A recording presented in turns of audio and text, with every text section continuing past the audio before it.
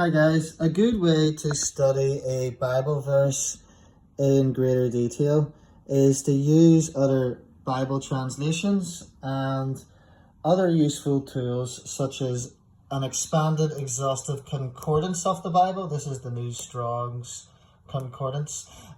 This has the Hebrew and Greek dictionaries, and every word of the Bible is indexed. So it's got all the Old Testament words in Hebrew and it's got all the New Testament words in Greek. And another useful tool is a trusted Bible commentary. This is Matthew Henry's Genesis to Revelation. This was given to me, and this is a great way to expound Bible verses by diving into them in more detail. So if we just pick one of these verses here, here's Proverbs 27 verse 19, and it reads, "As in water, face reflects face, so a man's heart reveals the man." Okay, so what does this say in the Authorized Version, the Old King James? Now, we've just read this. This is the New King James. So the Old King James says, "As in water face answereth to face, so the heart of man to man." So, as in water face answers to face. That's what that word answereth means. So the heart of man to man. Now, what does the New Living Translation say?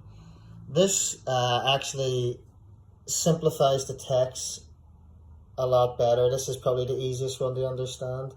As a face is reflected in water, so the heart reflects the real person. Okay? As a face is reflected in water, so the heart reflects the real person. So that's easy enough to understand. Okay? Now you can grasp what that particular Bible verse is saying. So let's see what Matthew Henry has to say about this. Okay? Just flip this big book open. I have the bookmark in at the verse. Okay, so he says, "As the water is a looking glass in which we may see our faces by reflection, so there are mirrors by which the heart of a man is discovered to a man, that is, to himself. Let a man examine his own conscience, his thoughts, affections, and intentions. Let him behold his natural face in the glass of the divine law, and he may discern what kind of man he is, and what is his true character, which it will be of great use to every man rightly to know. As there is a similitude between the face of a man and the reflection of it in the water, so there is between one man's heart and another's. For God has fashioned men's hearts alike." Wow. So that's a good way to open up a verse a little bit, is to look at other translations, and obviously it kind of speaks for itself when you read it, but it's nice to see what a trusted Bible commentary says on it.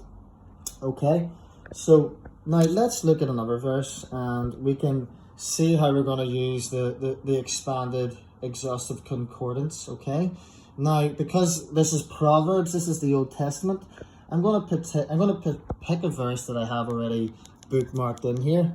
Okay, so it's just a page back, and this verse is Proverbs 27 verse 17.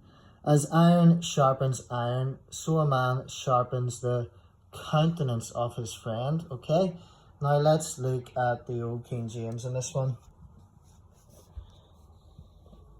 "Iron sharpeneth iron, so a man sharpeneth the countenance of his friend." Okay, it's the same thing, just it's got the Old English sharpeneth instead of sharpens, but it's pretty much the same thing. Now let's look at the NLT, the New Living Translation, and it just says, As iron sharpens iron, so a friend sharpens a friend." Okay, so it's left the word countenance out altogether. Okay, so now let's go back to the New King James. Let's look at this word countenance. I already have the bookmark in there, so if we open up the concordance, we can have a look at this word countenance. So the word countenance is in Hebrew. This is the Hebrew. It's spelled P-A-N-E-H, but it's pronounced paneh, okay? And it simply just means the face or facial expression as the part that turns. So paneh means face. That's what this word countenance means in Hebrew.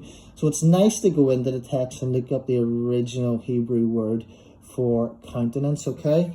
So paneh means the face. So if we're going to go back to this, as iron sharpens iron, so a man sharpens the countenance of his friend, okay? As iron sharpens iron, so a man sharpens the face of his friend, the facial expression of his friend. When you've got a good Christian friend you haven't seen in a long time and you meet up with them for coffee, of course, you can say when he met his friend, his eyes lit up or his face lit up when he went to see his friend, because when you're in their presence, your countenance is uplifted, your mood is changed, you have joy in your heart. They're gonna bring you up. They're gonna lighten up your mood too. They're gonna make you happy. You're gonna be filled with joy when you're talking to them, and your face will be changed. That's what this word countenance means, okay? But it's important not to miss what the full text is saying, okay? We can dive into that word countenance, meaning face, and it's nice to look at it from that lens. But it's really saying, as iron sharpens iron, so a man sharpens the countenance of his friend. In other words, what the text is saying is, you hang about with godly men, you will become more godly, okay? You hang about with wise men, you will become wise. You're gonna be sitting in their company, and they're gonna be giving you good, godly counsel. They're gonna be giving you wisdom, and that's going to be building up your godly character through conversation, okay? You know, you're going to get sharper as a Christian spiritually, and yes, your countenance will be changed by that too. You will be happy to see them. Your mood's going to change. Your face is going to be a lot happier. You're going to see the inward joy in your heart manifesting in your face. So yes, your countenance will change, but really what the text is saying is, when you sit amongst godly people, you're going to get sharper, you're going to get wiser, you're going to become a more effective tool for God. You're not going to be a dull tool, you're going to be a useful tool for God. That iron is going to sharpen that other iron, and you're going to become a useful, sharper tool for God.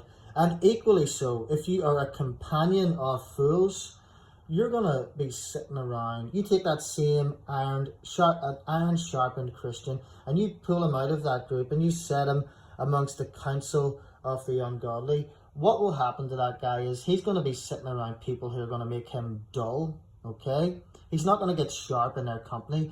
You're even going to see it in his countenance. His countenance will drop. His facial mood will be grieved. His heart will be grieved, and you will see it in his face.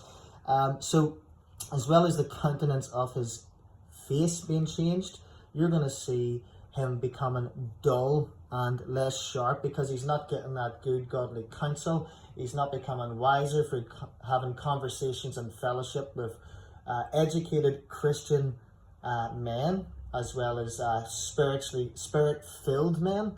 They're definitely going to sharpen a man up in his faith and in his walk with God. So if you're if you're a companion of fools, you're likely to become foolish, okay?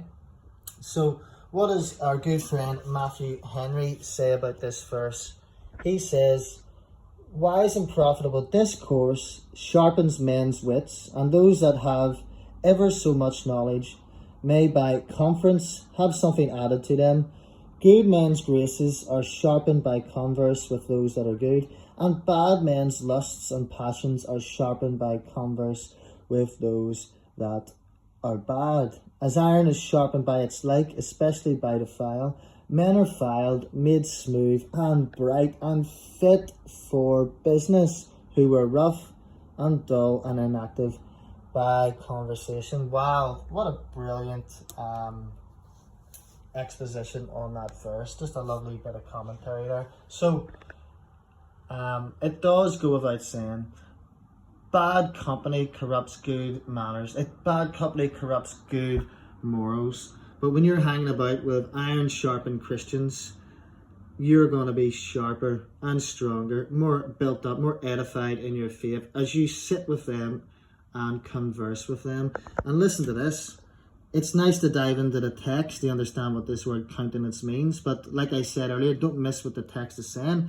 It's not so much about the face, but it's rather about that Christian being sharpened up by another Christian of the same mindset. Because iron sharpens iron, okay? Nothing else sharpens iron better than iron, okay? That's what it's saying, being of the same mind. Not so much about the face, but rather sitting down and being face to face with other believers of the same mindset, and you are being sharpened up in your faith as you converse with them and you spend time with them. Okay, so it is interesting to know that that word countenance means face. And if you want to dive into this a little deeper, think about Moses when he was on Mount Sinai. He was in God's presence. He was being sharpened as iron sharpens iron, okay? So let's look at this text. As iron sharpens iron, so a man sharpens the countenance of his friend. It is also written, there is a friend that sticks closer than a brother, referring to the Lord. So imagine Moses up in Mount Sinai. When he was spending time in God's presence, his spiritual man was being greatly strengthened because he was in the presence and the glory and the holiness of God. But as well as that, Moses' countenance was being enlightened, so much so that the reflection of God's glory was still on his face as he was coming back down the mountain, because when he was up in the mountain, he saw the rear end of Yahweh. He saw the rear end of God for a split second. And because of that one glance, Moses' face was glowing so piercingly and brilliantly with the radiant holiness of God and the glory of God, that when he was coming back down the mountain, the Israelites were afraid of him because his countenance was glowing. Not only was he sharpened up spiritually, okay, and his godliness increased because he was in the presence of God. He was being sharpened so much, but even his countenance was glowing so much that the Israelites said, cover your face, because it was blinding them. Wow, think about that. As iron sharpens iron, so a man sharpens the countenance of his friend. Okay, even the face of a believer changes in the presence of other believers, as well as their character being built up by the knowledge received and being absorbed in that conversation going back and forth. How much more in the presence of God? Think about Moses having that reflecting, radiating glory of God still on his face. If he just saw for like a tiny second the rear end of Yahweh, that the Israelites still, they were afraid of him, that they told him to cover his face because it shone so brilliantly. Wow. So we've just dived into that text a little bit, and we've looked at the one previously. Okay, so these are useful tools. Just get a trusted Bible commentary. Okay, Matthew Henry is a trusted Bible commentary. I read from the New King James, but we also have the Authorized Version, the Old King James, just to look at what the text said in the Authorized Version. We have this expanded exhaustive concordance of the Bible. We're looking at the Hebrew and Greek words plus their definitions as well. This is a great tool. Now, sometimes the Hebrew and Greek dictionaries will give a thorough definition of the words, but it's not always the case. But this is a useful tool to have. So here it is. And I've just got this was given to me as well, but I'm using it just to compare and to look at what the text is really saying by just a modern translation as well. Okay, so these are all useful tools. Other translations, a trusted commentary, and the Strong's Concordance. So that's a nice wee way to dive into some verses there. Now, we looked at it briefly, but you can really unpack some of these verses and go through them. And you can really get some knowledge from, like, Matthew Henry, to me, his commentary is genius. And you can really get some wisdom just by reading the readings and the writings of other godly men. Like, he's got a verse, like, for the whole Bible, from Genesis to Revelation. You've got commentary on that. So definitely worth picking one of those up. Okay, that is Matthew Henry commentary. Now, you can get it in different volumes, but that's Genesis to Revelation. That's the whole thing in one volume, okay? So it is.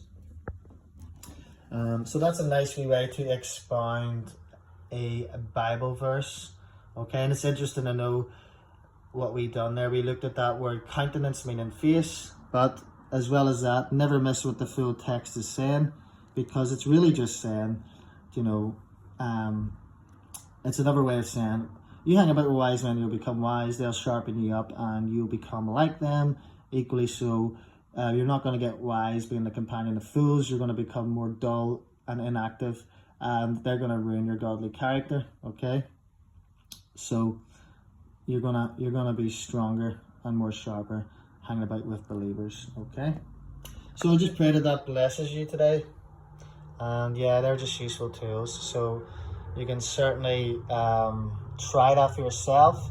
And I'm still learning as I do this. I'm enjoying it, so definitely would recommend it.